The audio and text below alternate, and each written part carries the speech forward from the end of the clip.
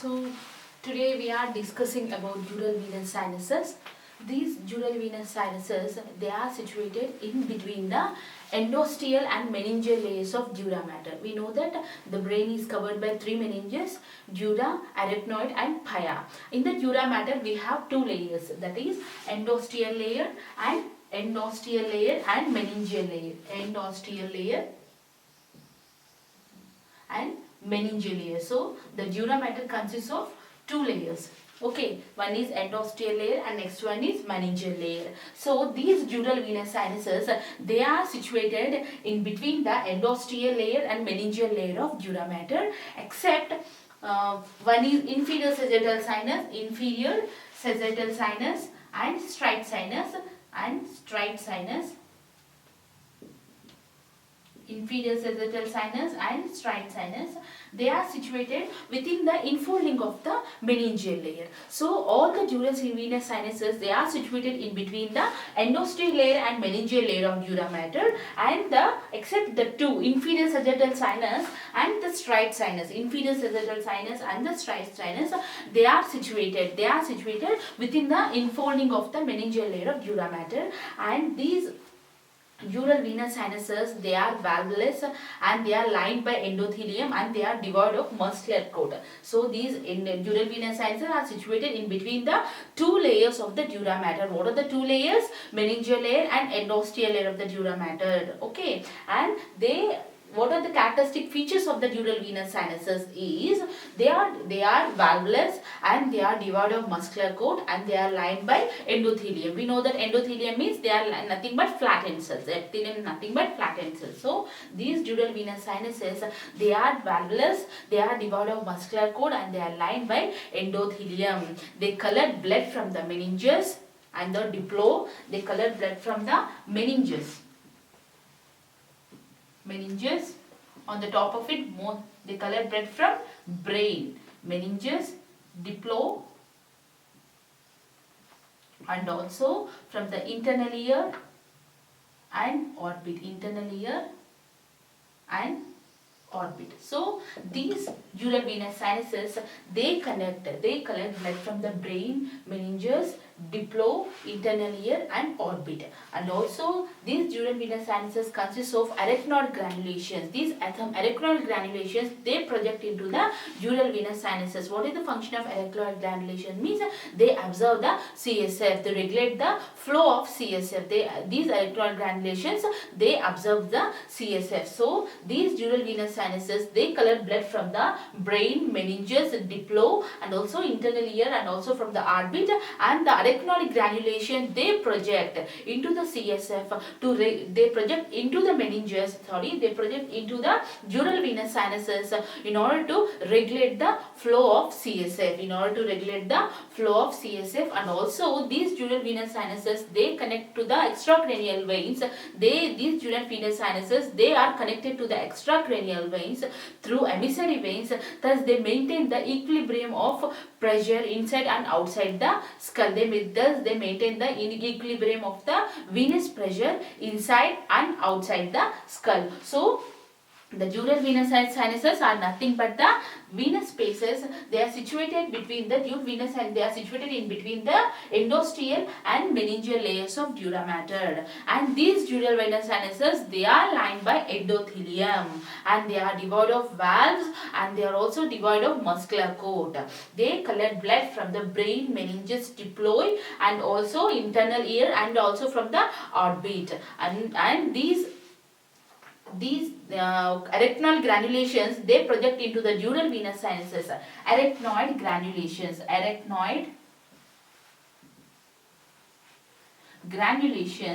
they project into the dural venous sinuses in order to regulate the flow of CSF.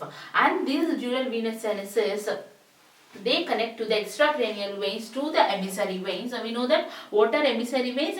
They connect the internal dural venous sinuses to the extracranial veins. So the dural venous sinuses, they connect to the extracranial veins, they get connected to the extracranial veins through the emissary veins, thus they maintain the equilibrium of the venous pressure inside and outside the skull. So these are the characteristic features of the dural venous sinuses. So coming to the, what are the dural venous sinuses, how many dural venous sinuses are, what are paid and unpaid dural venous sinuses.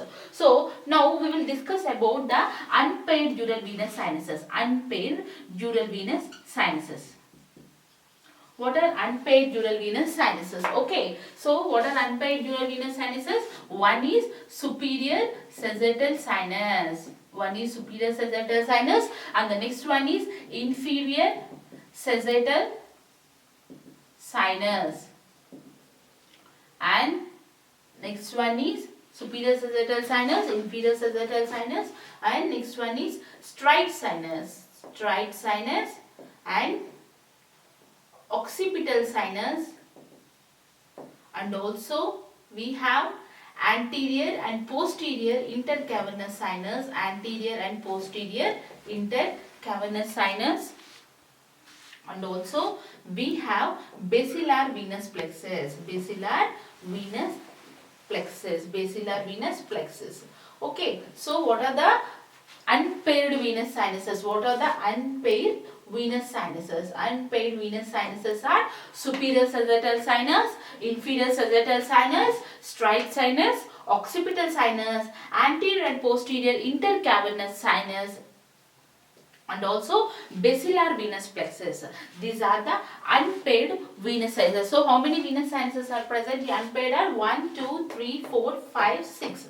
Okay, so 6 unpaid venous sinuses are present. Now we will discuss about unpaid venous sinuses, and later we will discuss about paid venous sinuses. So first one is superior sagittal sinus. Okay, so coming to the superior sagittal sinus. Superior sagittal sinus. Okay, so superior sagittal sinus, it is situated along the convex margin, of the falx cerebri. So this is a falx cerebri, it is nothing but a dural fold. What are the endosteal meningeal layers? They get separated from each other and they form dural folds, and within these dural folds we will find the dural venous sinuses. What are dural folds? The endosteal and meningeal layers of dural matter, they get separated from each other forming folds. We call they are dural folds, and the dural venous sinuses are situated within these folds. Okay, so the superior sagittal sinus, it is situated in the superior sagittal sinus, it is situated in the dural fold, which is nothing but falx cerebri. It is situated in the along the convex attached margin of the falx cerebri. It is situated along the convex attached margin of the falx cerebri. So this black one is called as falx cerebri, and the blue one we have represented, this is called superior sagittal sinus. Okay, superior sagittal sinus is situated along the convex margin of the falx cerebri. Okay, convex attached margin of the falx cerebri, and the superior sagittal sinus starts from the crista galli, and the superior sagittal sinus starts from the crista galli.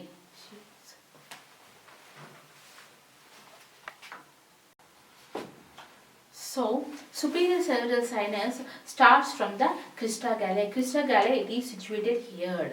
Crista galli, it is situated here. So superior sagittal sinus, it is starts from the crista galli, and it occupies here the margin. Here we have superior sagittal sinus, it is situated along the attachment of the falx cerebri. Here is the groove is present. Here is the groove is present, and here the attachment of the falx cerebri. Here it is present. The falx cerebri dural fold, it is present here, and the superior sagittal sinus, it is situated. The superior sagittal sinus, it is situated along the attached margin of the falx cerebri, starting from the crista galli, and it runs backwards, and on reaching the internal occipital protuberance, we can palpate the external occipital protuberance.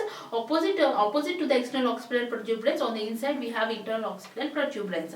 On reaching the internal occipital protuberance, this superior sagittal sinus, it continues as the right transverse sinus. So this is the internal occipital protuberance, and we have right and left transverse sinuses are present, and the superior sagittal sinus after reaching the internal occipital protuberance, it is continuous as the mostly as the right transverse sinus. Sometimes it may terminate into left transverse sinus, and sometimes the superior sagittal sinus is terminates into the both sinuses. Okay, so the superior sagittal sinus situated along the attached margin of the falx cerebri. It starts from the crista galli. It starts from the crista galli and it runs upwards, backwards, and it grows in size while going backwards. It increases in size while growing backwards, and on reaching the internal occipital protuberance, on reaching the internal occipital protuberance, it anastomose, it terminates into the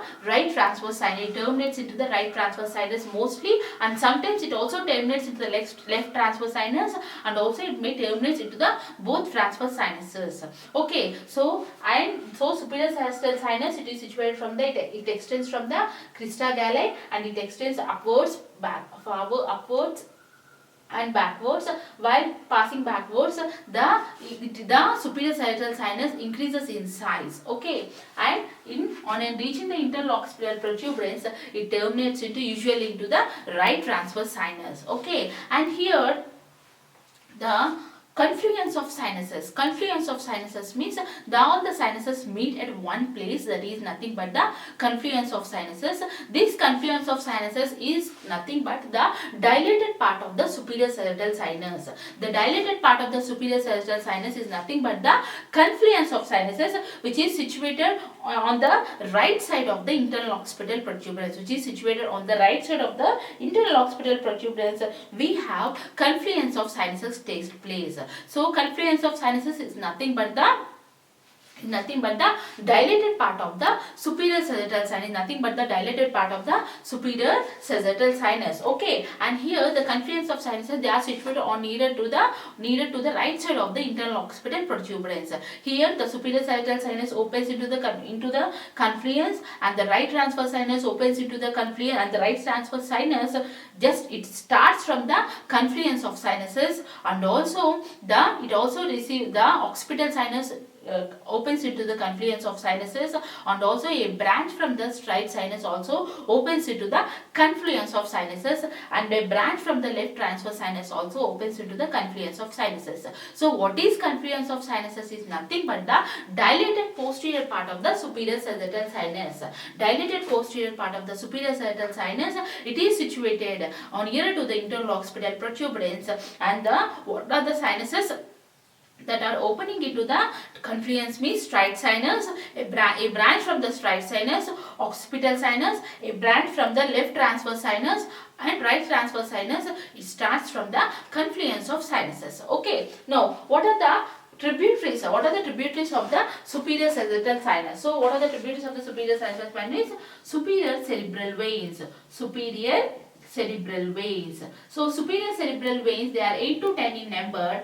They are 8 to 10 in number. They collect blood from the superolateral surface as well as the medial surface of the cerebrum. So superior cerebral veins, they open into the superior sagittal sinus. Superior cerebral veins, they open into the superior sagittal sinus. And what are the tributaries means? First tributary of the superior sagittal sinus is the superior cerebral veins. They collect blood from the superolateral surface as well as the medial surface of the cerebrum, and these superior cerebral veins, they pass obliquely upwards and forwards, and they open into the superior sagittal sinus. Okay, and these superior cerebral veins, they open into the superior sagittal sinus against the current flow of blood, thus preventing the collapse of the mouths of the cerebral veins. So they goes obliquely upwards and forwards, and they open into the superior sagittal sinus, so against the current flow of blood. And what happens here is by opening into the current flow of blood, and here against the current flow of blood, they prevent the collapse of the cerebral veins. Okay, and the next vein is they meningeal veins also open into the superior sagittal sinus, and diploic veins also open into the superior sagittal sinus. Meningeal veins as well as diploic veins, they also open into the superior sagittal sinus. So what are the tributaries of the superior sagittal veins, superior sagittal sinus is superior cerebral veins. They are 8 to 10 in number. They open into the superior sagittal sinus. Again is the current flow of blood, thus maintaining the collapse, thus preventing the collapse of the mouth of the cerebral veins and meningeal veins as well as the diploic veins. Through the venous lacunae, meningeal veins as well as diploic veins, they open into the superior sagittal sinus. And when we take the interior of the superior sagittal sinus, it is triangular on cross section. It is triangular on cross section. We will able to see in the interior of the superior sagittal sinus, we will able to see the opening of the superior cerebral veins, as well as we can see the arachnoid granulations are also present. Arachnoid granulations are also present into the project into the superior sagittal sinus, thus able to regulate the flow of CSF, thus able to regulate the flow of CSF, as well as venous lacunae. These venous lacunae are nothing but the venous spaces situated. They are parietal, occipital and frontal in position. These venous lacunae, they also open into the superior sagittal sinus. These venous lacunae, they collect blood from the meningeal veins as well as the diploic veins. They collect blood from the meningeal veins as well as the diploic veins. Okay, and so when we take the interior of the superior sagittal sinus, it is triangular on cross section. When we take the interior part of the superior sagittal sinus, it is triangular on cross section, and in the interior we can see the opening of the superior sagittal sinus as well as the opening of the venous lacunae as well as the arachnoid granulations. They project into the superior sagittal sinus so that they regulate the flow of CSF. Okay, so what are the openings? Are the superior cerebral veins, meningeal and diploic veins. Superior cerebral veins, what are the openings? What are the tributaries of the superior sagittal sinus? Is superior sagittal veins, superior cerebral veins. Superior cerebral veins, they are 8 to 10 in number. And these superior cerebral veins, what happens here is they opens into the superior sagittal sinus obliquely upwards and forwards against the current flow of blood, thus preventing the collapse of the mouths of the cerebral veins, thus preventing the collapse around the mouths of the cerebral veins. And also meningeal veins and diploic veins also open into the superior sagittal sinus. Okay, and what are the communications of the superior sagittal sinus? So through the parietal emissary vein, it communicates with the extracranial veins, and also it also communicates with the cavernous sinus. It also communicates with the cavernous sinus through superior anastomosic vein as well as the superficial middle cerebral vein. So the superior sagittal sinus, it communicates with the emissary veins through the extracranial veins to the parietal emissary veins, and also it communicates with the cavernous sinus through superior anastomotic vein, and also through the superficial middle cerebral vein. It communicates with the cavernous sinus. So these are the communications of the superior sagittal sinus. Okay, so the superior sagittal sinus starts from the crista galli and it extends upwards and backwards. While passing backwards, it increases the length of the sinus increases, and on reaching the internal occipital protuberance, it terminates into the left it continues as the right transverse sinus. Sometimes it may continue as the left transverse sinus, and sometimes it bifurcates into the two sinuses. And the dilated posterior part of the superior sagittal sinus is nothing but the confluence of sinuses. Where the all sinuses meet here. Confluence of sinuses. Here in the confluence of sinuses, occipital sinus open, and also right transverse sinus starts from the confluence of sinuses, and also it receives a branch from the left transverse sinus, and also a branch from the right sinus also opens into the confluence of sinuses. Okay, now coming to the interior part of the superior sagittal sinus, it is triangular on cross section, and in the interior part we will able to see the opening of the superior cerebral veins as well as the arachnoid granulations project into the superior sagittal sinus, regulating the flow of CSF, and also venous lacunae. These venous lacunae are nothing but the venous fluid spaces situated. They are parietal, occipital and frontal in position. They collect blood from the meningeal veins as well as from the diplo. Okay. And what are the openings? What are the tributaries of the superior sagittal sinus? Means superior cerebral veins, they are 8 to 10 in number, and the meningeal veins and the diploic veins through the venous lacunae, they open into the superior sagittal sinus. So this is the superior sagittal sinus, and at the interlocks here is the confluence of sinuses, and this superior sagittal sinus continues as the right transverse sinus. Okay, and what are the communications of the superior sagittal sinus? Means through the parietal emissary veins it communicates with the veins of the scalp, and it also communicates with the cavernous sinus through superior anastomostic vein or superficial and also superficial middle cerebral vein. So that's about the superior sagittal sinus. And coming to the inferior sagittal sinus, second unpaired sinus is the inferior sagittal sinus. It starts from the posterior 2/3 of the free margin of the falx cerebri. So this dural fold is falx cerebri. So this is the inferior sagittal sinus. It starts from the posterior 2/3 of the free margin of the falx cerebri. Okay, so this is the inferior sagittal sinus, and this inferior sagittal sinus it opens into the occipital sinus. This inferior sagittal sinus it opens into the stride sinus, and so this is the stride sinus. Okay, this is the stride sinus, and the inferior sagittal sinus it opens into the stride sinus. Here this is the inferior sagittal sinus, right? And here we have stride sinus is present here.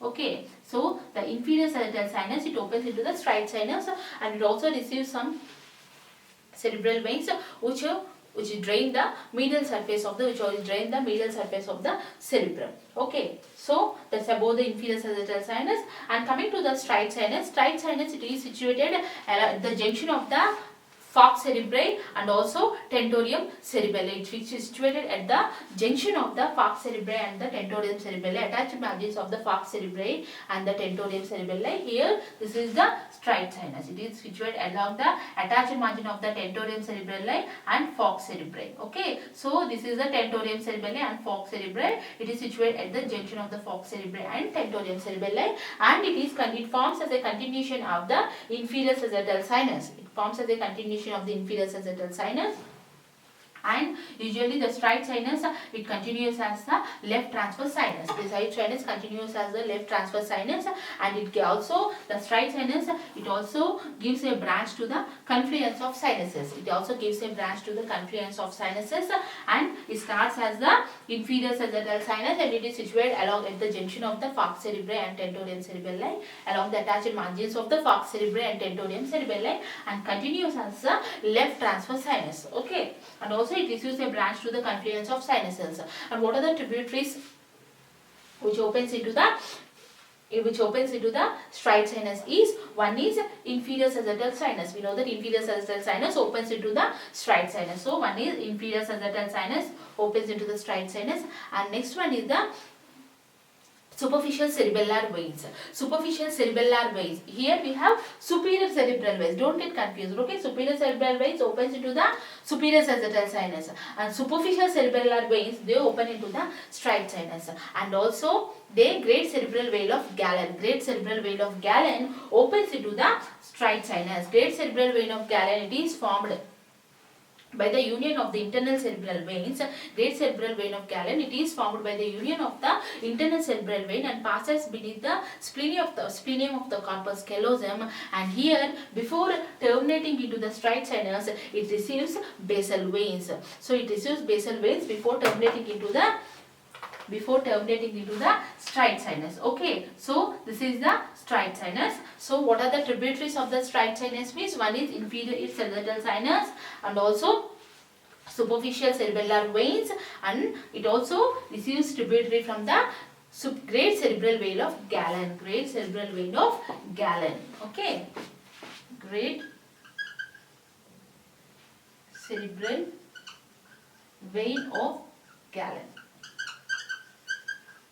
Great cerebral vein of Galen it also receives the stride sinus. It also receives great cerebral vein of Galen. This great cerebral vein of Galen it is formed by the union of the internal cerebral veins, and here it passes below the splenium of the corpus callosum, and what happens here is before terminating into the straight sinus, this great cerebral vein of Galen, it receives basal veins.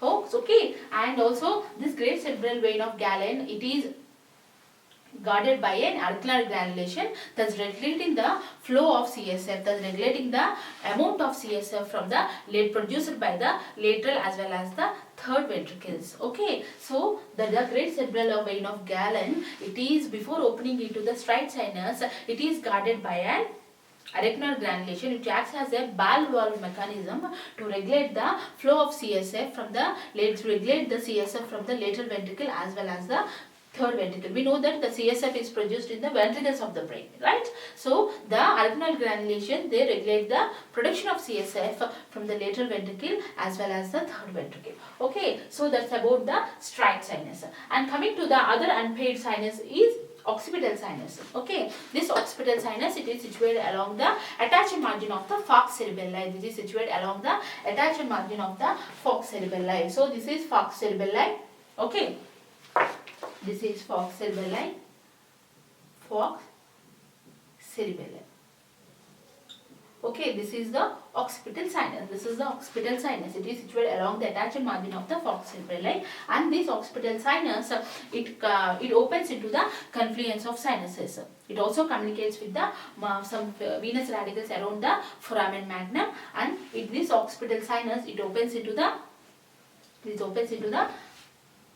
here in the confluence of sinuses. We know that confluence of sinuses is nothing but the dilated posterior part of the superior sagittal sinus. This occipital sinus, it opens into the confluence of sinuses. Okay, and next one is the anterior and posterior intercavernous sinus. By the name itself indicates they connect the cavernous sinuses. You know, we will discuss them along. We will discuss the cavernous sinus when we are discussing about the paired venous sinuses. Now we are discussing about the unpaired venous sinuses. This one is the anterior and posterior intercavernous sinuses. They are situated along the attached margin of the diaphragm cellae. They are situated, these anterior and posterior intercavernous sinuses. Here we can see here, this is the hypophyseal fossa. So on either side of the body, this is the body of the sphenoid. Okay, so this is the body of the sphenoid. On either side we have intercavernous sinuses are present. On either side of the body of the sphenoid we have intercavernous sinuses are present, and cavernous sinuses are present. Connecting these two cavernous sinuses, we have anterior and posterior intercavernous sinuses are present. So here we can see the intercavernous sinuses. So see here, this is the anterior intercavernous sinus and this is the posterior intercavernous sinus. These are the cavernous sinuses. Cavernous sinus, here is the cavernous sinus. Though these two cavernous sinuses, they are connected by anterior and posterior intercavernous sinus. They are situated along the attached margin of the diaphragm cellae, thus making the sella turcica is circular in appearance. Thus making the sella turcica is circular in appearance. Okay, so that's about the anterior and posterior intercavernous sinuses. They are nothing but they are situated along the attached margin of the diaphragm cellae. They connect the cavernous sinuses of both sides. Okay, so that's about the anterior and posterior intercavernous sinuses. Okay, and coming to the basilar venous plexus, they are situated along the clivus of the skull. We know that this is the sloping area is called the clivus of the skull. Okay, they are situated along the clivus of the skull, and here we can see. So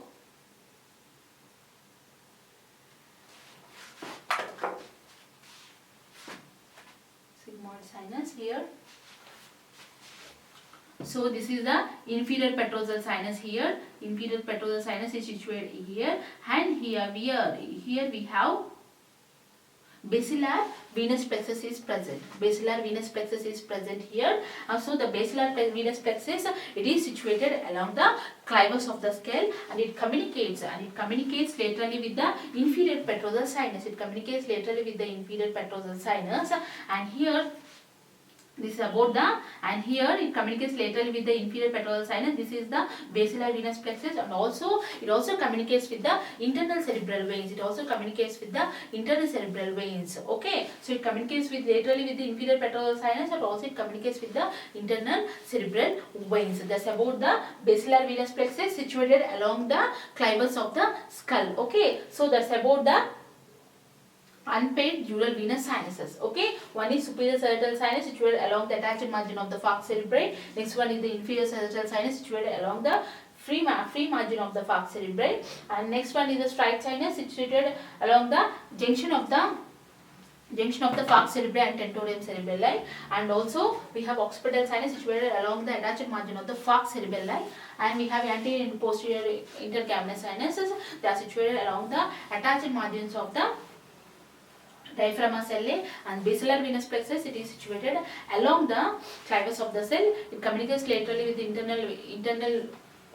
inferior petrosal sinus, and also it communicates with the internal cerebral veins. Okay, so that's about the unpaired venous sinuses. Now we will discuss about paired venous sinuses.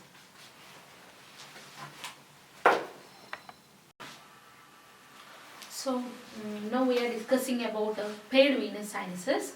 Okay, and the last one in the unpaired venous sinuses is the basilar venous plexus, right? So the basilar venous plexus is situated in the climax of the skull. It communicates laterally with the inferior petrosal sinus, and also it communicates with the internal venous vertebral plexus. Internal venous vertebral plexus. Internal venous vertebral plexus. Okay, internal vertebral plexuses anyhow. And coming to the paired venous sinuses. So paired venous sinuses are, one is transverse sinus, next one is sigmoid sinus, next one is cavernous sinus, and the next one is cavernous sinus, and the next one is superior petrosal sinuses, superior petrosal, inferior petrosal, sphenoparietal,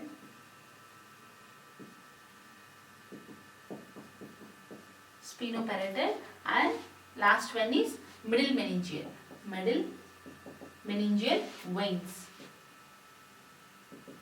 Middle meningeal veins. Okay, so coming to the transverse sinus. Okay, we know that the superior sagittal sinus opens into the transverse sinuses. The superior sagittal sinus mostly opens into the right transverse sinus. Here we can see the transverse sinuses, they are situated along the attached margin of the tentorium cerebelli. Here we can see the presence of transverse sinus. We can see the grooves for the transverse sinuses. So here is the superior sagittal sinus, and here are the right and left transverse sinuses. Okay, so they are situated along the attached margin of the tentorium cerebelli, and here the transverse sinuses are two in number, right and left.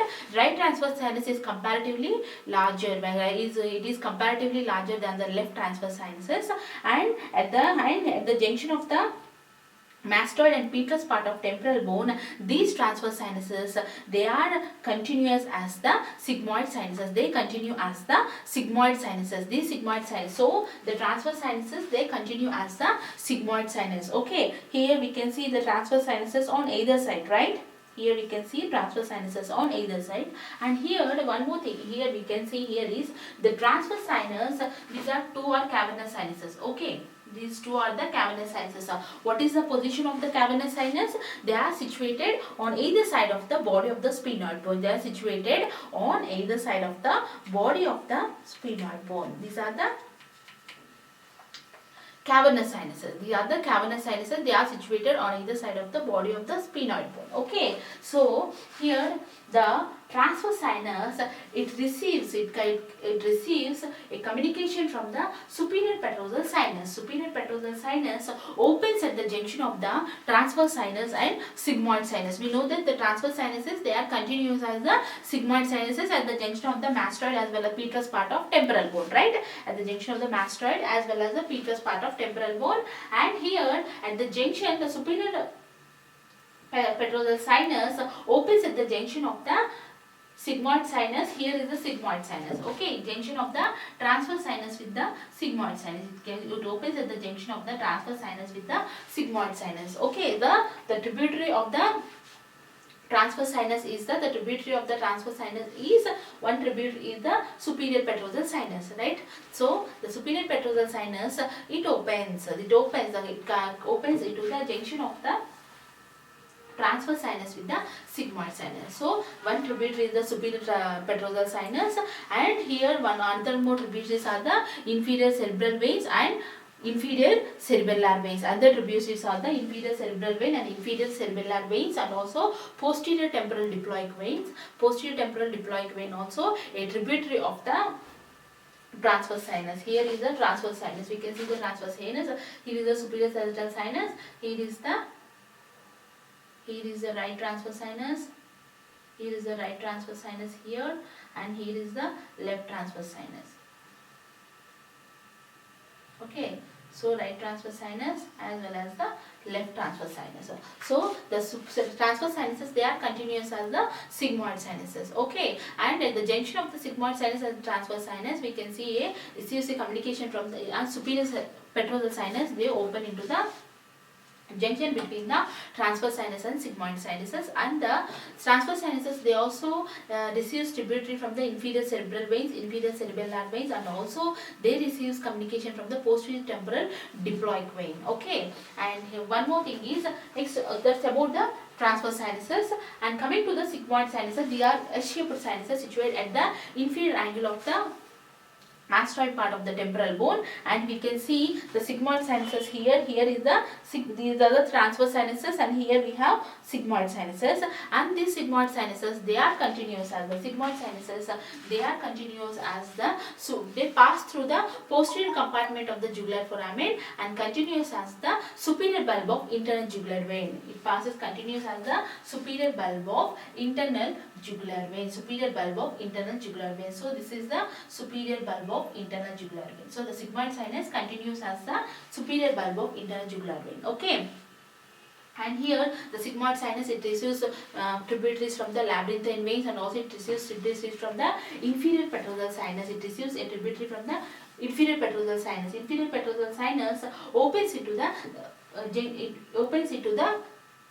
sigmoid sinus. Okay, inferior petrosal sinus opens into the sigmoid sinus. So this is the superior petrosal sinus, this is the superior petrosal sinus, and this is the inferior petrosal sinus. This is the cavernous sinus. Okay.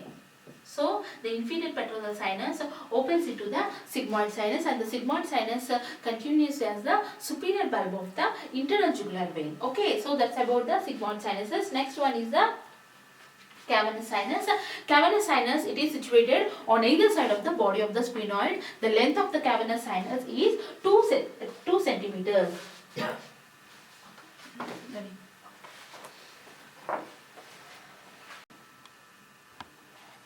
So the cavernous sinuses are situated on either side of the body of the sphenoid. The length of the cavernous sinus is 2 centimeters and the width is 1 centimeter. Length is 2 centimeters and the width is 1 centimeter. They are situated on either side of the body of the sphenoid. Okay, and here the roof of the cavernous sinus, roof and medial wall, roof and medial wall, they are formed by the endosteal layer of the dura mater, and floor and lateral wall, they are formed by the meningeal layer of dura mater. Roof and lateral wall, they are formed by the endosteal layer, and floor and medial wall, they are formed by the meningeal layer of the dura mater, and the cavernous sinus situated on either side of the body of the sphenoid, and it is medially related to the pituitary gland. We know that this is the hypophyseal fossa is here, so it is related to the pituitary gland, hypophyseal fossa, pituitary gland, or that is nothing but hypophysis cerebri, and also it is related to the sphenoidal aid sinus. We know that sphenoidal aid sinus is present here in the body of the sphenoid, right? We cannot see now here. The sphenoidal aid sinus is also medial relation of the cavernous sinus. Okay, the cavernous sinuses are situated on either side of the body of the sphenoid, and so they are related medially with the hypophysis cerebri as well as the sphenoidal aid sinus, and laterally they are related to the uncus of the temporal bone and also trigeminal ganglion. Uncus of the trigeminal ganglion, and also uncus of the temporal lobe also comes here. Okay, and also we have trigeminal cave is present here, so it is laterally related to the trigeminal ganglion. Trigeminal cave, which consists of trigeminal ganglion. Okay. And next one is superiorly it is related to the internal carotid artery and also a part of optic chiasma. And also internal carotid artery is situated superior to the cavernous sinus. Medially it is related to the hypophyseal fossa. Hypophyseal fossa nothing but consists of hypophyseal cerebri and sphenoid sinus, and laterally it is related to the trigeminal ganglion, and the trigeminal cave consists of trigeminal ganglion. Trigeminal cave consists of trigeminal ganglion. Okay. And coming to the, what are the structures, what are the tributaries of the cavernous sinus? Okay, what are the tributaries of the cavernous sinus means it receives tributaries from the superior ophthalmic vein. The superior ophthalmic vein opens into the cavernous sinus, inferior ophthalmic vein opens into the cavernous sinus, and central vein of retina opens into the cavernous sinus, and also it receives superior middle cerebral vein, inferior cerebral vein, and superior petrosal sinus, and superior cerebral vein and inferior cerebral vein. Superior cerebral vein and inferior cerebral vein, they open into the cavernous sinus. So these are the tributaries of the cavernous sinus. Oh, what are the tributaries? Superior ophthalmic vein, inferior ophthalmic vein, central vein of retina, superior middle cerebral vein and inferior cerebral veins. Inferior cerebral veins and superior middle cerebral veins. These are the tributaries of the cavernous sinus. And coming to the communications of the cavernous sinus. So what are the structures that are related to the cavernous sinus? It communicates through the transverse sinus through superior petrosal sinus. I told you the superior petrosal sinus, it opens at the junction of the cavernous sinus with the sigmoid sinus, right? So that communicates with the transverse sinus through superior petrosal sinus. It communicates with the superior bulb of internal jugular vein through the inferior petrosal sinus. Okay, and also it communicates with the facial vein through superior ophthalmic vein as well as the angular vein is situated here, and also it communicates with the facial vein through pterygoid venous plexus also, and also it communicates with the other cavernous sinus through anterior and posterior intercavernous sinuses. It communicates with the other cavernous sinus through anterior and posterior intercavernous sinuses. So it communicates here with the transverse sinus through superior petrosal sinus. It communicates with the bulb of internal jugular vein through inferior petrosal sinus. It communicates with the facial vein through superior ophthalmic as well as angular vein, and also through pterygoid venous plexus. It communicates with the other cavernous sinus through anterior and posterior intercavernous sinuses. Okay, anterior and posterior intercavernous sinuses.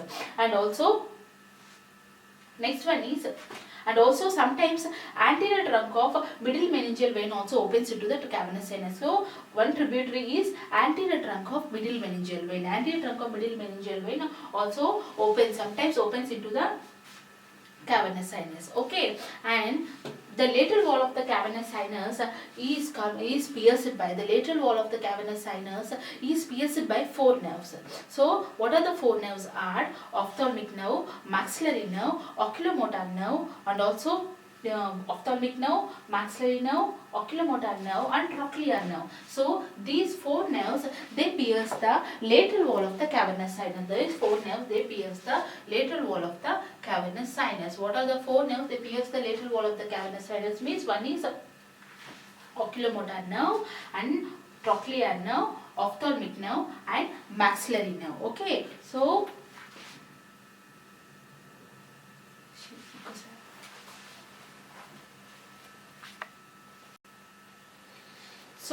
the structures piercing the lateral wall of the cavernous sinus are the oculomotor nerve, third nerve, okay, fourth nerve, ophthalmic division of trigeminal nerve, and maxillary nerve. This is also the trigeminal nerve. Nothing but a trigeminal nerve is the fifth cranial nerve. They pierce the lateral wall of the cavernous sinus. So oculomotor nerve, it pierces the lateral wall of the cavernous sinus, and it leaves the nerve by passing through the superior orbital fissure through the common tendinous ring of the superior orbital fissure. And coming to the trochlear nerve, it divides into three nerves. The trochlear nerve, it also passes through the superior orbital fissure outside the common tendinous ring. And coming to the ophthalmic division of the trigeminal nerve, it divides into frontal, nasociliary, and lacrimal nerve. And out of these, only nasociliary nerve passes through the common tendinous ring through the superior orbital fissure, and the remaining lacrimal and frontal nerves, they passes outside the common tendinous ring through the superior orbital fissure, and maxillary nerve, it passes through the sinus and it leaves the sinus by passing through the foramen rotundum. So what are the structure related to the lateral wall of the four nerves related to the lateral wall of the cavernous sinus? Oculomotor nerve, for trochlear nerve, ophthalmic and maxillary divisions of the trigeminal nerve. So the oculomotor nerve, it pierces the lateral wall of the cavernous sinus and it leaves the sinus by passing through the common tendinous ring of the superior orbital fissure. Trochlear nerve, it passes to the superior orbital fissure outside the common tendinous ring by leaving the sinus, and the ophthalmic division of the trigeminal nerve consists or divides into three: nasociliary, frontal and lacrimal. Out of this, nasociliary nerve only passes between the common tendinous ring between the superior and inferior rami of the oculomotor nerve divisions, and the maxillary nerve, it leaves the sinus by passing through the foramen rotundum. And what are the structures piercing the roof of the cavernous sinus? Are the two structures. One is internal carotid artery, and next one is the abducent nerve. And internal carotid artery, they pierce the roof of the cavernous sinus. Internal carotid artery, it comes along the internal carotid canal, and here it pierces the roof of the cavernous sinus through carotidoclinoid foramen. Okay, internal carotid artery accompanied by a pair of sympathetic plexus. And abducent nerve also, it lies infralateral to the internal carotid artery. It passes through the superior orbital fissure. Okay, so these are the structures related to the sinus. Okay, so four nerves, they are situated lateral to the internal carotid, lateral to the cavernous sinus, and structures piercing the roof are the internal carotid artery and abducent nerve. Structures piercing the lateral wall of the four nerves: oculomotor nerve, trochlear, ophthalmic and maxillary divisions of the trigeminal nerve. Okay, so that's about the cavernous sinus. And coming to the other small sinuses are the superior petrosal and inferior petrosal sinuses. We know that the superior petrosal sinus, it communicates the cavernous sinus through and opens into the junction of the sigmoid as well as transverse sinus. And coming to the inferior petrosal sinus, it opens into the superior bulb of internal jugular vein. And sphenoparietal sinus, it is situated along the lesser wing of sphenoid and it opens into the cavernous sinus. This is the sphenoparietal sinus. Okay, it opens into the cavernous sinus. And coming to the middle meningeal veins, they are situated. They run along the middle meningeal artery. They are two in number, anterior and posterior. And these middle meningeal veins are also nothing but the part of dural venous sinuses. Okay, so that's about the dural venous sinuses. So the dural venous sinuses, they are nothing but they are situated between the venous filled spaces situated between the endophthalmic and meningeal layer of dura mater. They are paid and unpaid. Paid dural venous sinuses are transverse sinus, sigmoid sinus and cavernous sinus, and also sphenoparietal sinus, inferior and superior petrosal sinuses and middle meningeal veins. And out of this, cavernous sinus is very important. So cavernous sinus is situated on either side of the body of the sphenoid, and here the length of the sinus is 2 centimeters and the width is 1 centimeter. And the cavernous sinus, it communicates with the transverse sinus through superior petrosal sinus, and it communicates with the superior bulb of internal jugular vein through inferior petrosal sinus. It communicates with the other cavernous sinus through anterior and posterior intercavernous sinuses, and also here the cavernous sinus, it communicates with the facial vein through angular vein and superior ophthalmic vein, and also through tailbone venous plexus. And coming to the tributaries of the cavernous sinuses are the nothing but superior ophthalmic vein, inferior ophthalmic vein, and sometimes central vein of retina, and superficial middle cerebral veins and inferior cerebral veins, and sometimes anterior trunk of middle meningeal vein opens into the cavernous sinus. And four structures, they pierce the lateral wall of the cavernous sinus. Four nerves, one is oculomotor, trochlear and ophthalmic and maxillary, and they leave the sinus by passing through the superior orbital fissure, except maxillary nerve, it leaves the sinus by passing through foramen rotundum. And also structures piercing the roof of the cavernous sinus are the internal carotid artery and the abducent nerve. Okay, and the cavernous sinus, it extends from the superior orbital fissure to the apex of the petrous part of temporal bone. It extends from the superior orbital fissure, he is here, and this is the apex of the petrous part of temporal bone here. This is the apex. So it extends from the superior orbital fissure to the apex of the petrous part of temporal bone. So that's about the dural venous sinuses.